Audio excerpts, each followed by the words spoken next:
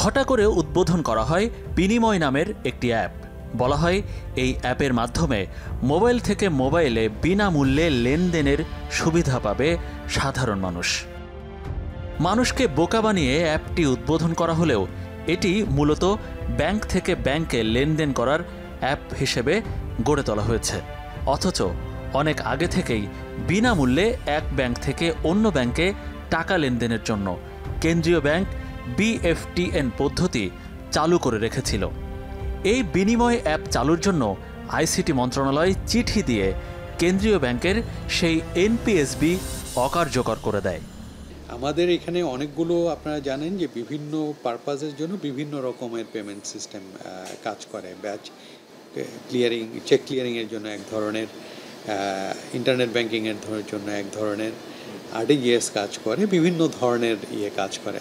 প্রধানমন্ত্রী কার্যালয়ে অনুষ্ঠিত একটা মিটিংয়ের সিদ্ধান্ত অনুযায়ী এই বিনিময় অ্যাপটি আইসিটি মন্ত্রণালয় কর্তৃক বাস্তবায়ন করা হয়। তাদের একটা আইডিয়া প্রজেক্ট ছিল, আইডিয়া প্রজেক্টের আওতায় এটা ক্রয় করে আমাদেরকে দেওয়া হয়, সেটা অপারেশনালের জন্য। অথচ এই অ্যাপ তৈরির পেছনে খরচ হয়ে গেছে 54 কোটি টাকা। কাজটি দেয়া হয়েছিল আরেক প্রতিমন্ত্রী নসরুল হামিদ বিপুর ছেলে জারিফ হামিদকে। এ বিষয়ে তথ্য প্রযুক্তি বিভাগের আইডিয়া প্রকল্প পরিচালক আনোয়ার হোসেনের সাথে কথা বলতে হাজির হই তার কার্যালয়ে। তো এখানে হচ্ছে লিড বিনিয়োগ হলো ওরিয়ন ছিল, ওরিয়নের সাথে সম্ভবত ভেলোয়ার ছিল, দুইটা প্রতিষ্ঠান ছিল। ভেলোয়ার তো হচ্ছে মানে নসরুল আহমেদ বিপুর ছেলের কোম্পানি। তখনকার যে বিধিবিধান যেগুলি ছিল গভর্নমেন্টের, ওই রোল অনুযায়ী এটা ইমপ্লিমেন্ট করছে। বিধিবিধান অনুযায়ী এটা প্রসিডিউর মেনটেন করেই তারা এটাকে করছে। করার পরে এখন যেটা হচ্ছে যে বাংলাদেশ ব্যাংককে এটা দেওয়া হয়েছে যে এটা বাংলাদেশ ব্যাংক এখন ব্যবহার করবে এই হিসাবে। আমাদের আসলে বিনিময় অনেকগুলো ফিচার আছে অ্যাজ পার আমাদের যে প্রজেক্ট ডকুমেন্ট এবং ডিসকভারি ডকুমেন্ট, সেটা তো অনেকগুলো ফিচার আছে। তার মধ্যে আমরা 3টা ফিচার বুঝে পেয়েছি, সেই 3টাই এখন অপারেশনে আছে। বাকিগুলোর বিষয়ে আমরা বলেছি যে এগুলোকে ডেলিভার করতে, এবং তারা হয়তো সময়ে নিচ্ছেন, তারা ভবিষ্যতে ডেলিভার করবেন। এখনও পুরোপুরি সব ফিচার ডেলিভারি হয়নি।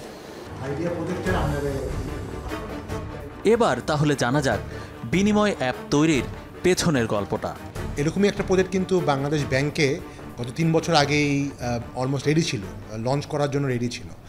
কিন্তু আমরা যা জেনেছি যে মাননীয় প্রধানমন্ত্রীর ছেলে, তৎকালীন প্রধানমন্ত্রীর ছেলে সরাসরি বাংলাদেশ ব্যাংকে ইনস্ট্রাকশন দিয়েছিল যাতে ওই বাংলাদেশ ব্যাংকের নিজস্ব প্রজেক্টটা যাতে বন্ধ করা হয়, এবং আইসিটি মন্ত্রণালয়ের আন্ডারে নতুন একটি প্রজেক্ট তখন নেওয়া হলো।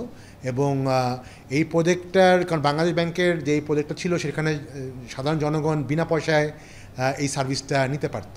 কিন্তু নতুন যে বিনিময় প্রজেক্টটা নেওয়া হলো সেখানে তো সরকার বিনিয়োগ করলোই, নিজে আইসিটি মন্ত্রণালয় থেকে টাকা দেওয়া হলোই, সাথে করে প্রজেক্টটা ডিজাইনই করা হয়েছিল এভাবে যাতে সবসময় যখনই ভবিষ্যতে কেউ যে কোনো পেমেন্ট পাঠাবে কোনো একটা মোবাইল ওয়ালেট থেকে আরেকটা মোবাইল ওয়ালেটে, ওইখানে একটা সার্ভিস চার্জ কিন্তু কন্টিনিউয়াস সবসময় ওই কোম্পানি পাবে। তো সেটা আমার কাছে মনে হয় যে একটা বড় ধরনের একটা দুর্নীতি। 2টা ব্যাপার আছে এখানে, হচ্ছে যে এই সার্ভিসটা আমাদের এতদিন 3 বছর আগেই আমাদের সিটিজেনরা পেতাম, কিন্তু সেটাকে বন্ধ করা হলো, এবং ভবিষ্যতে এখান থেকে আমাদের যাতে একটা সবসময় টাকা তারা একটা পেতে পারে সেই ব্যবস্থা করা হয়েছিল।